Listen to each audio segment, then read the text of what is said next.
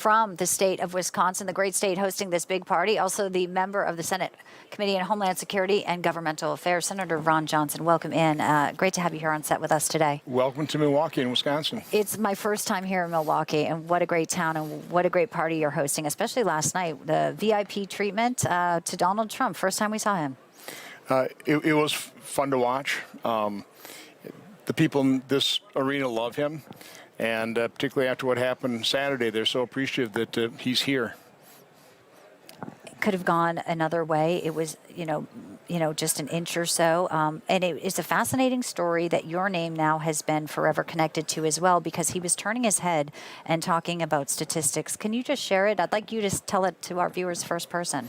So I had the opportunity to fly in the plane with Trump Force One from Florida to Michigan, then to Wisconsin for the Green Bay rally. And on that plane trip, I bring some work and want to discuss some things with the president. And one of the things I brought was the chart on encounters in the southwest border that I've been developing as chairman of Homeland Security since 2014, and just details month by month. It shows clearly that President Trump had his crisis, but within 12 months had pretty well secured the border, and then President Biden has just exploded. By opening up the border. Trump liked the chart. He said, hey, can I use that? So we gave it to his team on the plane.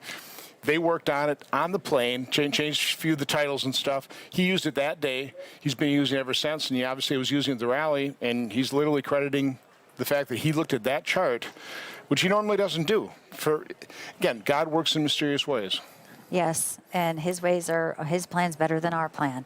And who would have thought, with all the lawfare happening, that we would be at this moment where, classified documents case dropped yesterday as well. I want to get your reaction to Senator J.D. Vance now as the running mate for Donald Trump. There's going to be a lot of attacks on him. It's already happening. I think we have one of the reports here from the Biden campaign slamming him. They're calling, him extreme MAGA. This is one of it. J.D. Vance would do what Pence wouldn't do on January 6th. Extreme MAGA agenda. This was July 15th. This is after the assassination attempt. Your reaction? They were going to change the tone, right? Oh. No, listen, first thing you need to know, I hate to lose J.D. Vance as a colleague in the Senate. That ought to tell you a lot, right? I bet. He's a person of intelligence, integrity, articulate, which is very good for a vice presidential candidate. He doesn't talk a lot in conference, but when he does, he adds to the conversation. It's always intelligent. It's always thoughtful. So it's a great choice. President Trump had a wealth of talent he could have chosen from. But again, J.D. Vance has such a great story, such great background, served as one of the finest among us in the Marines. How can they attack the guy? Well, I know, they're Democrats. That's what they do. Well, you're right, and it's about the American dream, which was such a part of the theme last night. Vivek Ramaswamy said he would be, interested in possibly running for Senate. He's also in Ohio. What do you think of that potential candidate? He obviously showed himself to be intelligent and articulate. So, again, we do need a strong fiscal conservative to replace J.D. Vance. I mean, we've got enormous challenges facing this nation. I appreciate the fact that President Trump, how can that not be life-changing? But, he's announced he's ripped up his barn burner speech, and he's going to talk about unity. Yeah. Okay, President Biden talked about it. I mean, you see he's already violating what he was saying. So, hopefully President Trump is sincere. I believe he is about unifying and healing this nation, because we need to do it. We have enormous challenges.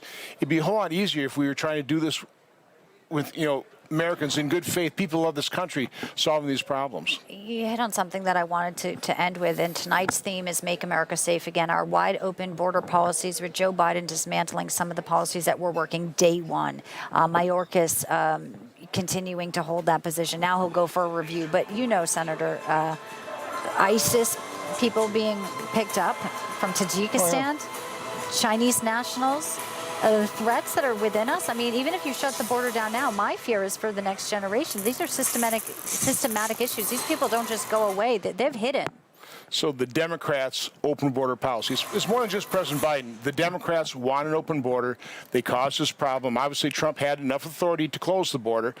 Biden used the exact same authority to open back up. Now he's using it to try and stem the flow a little bit because he wants political cover.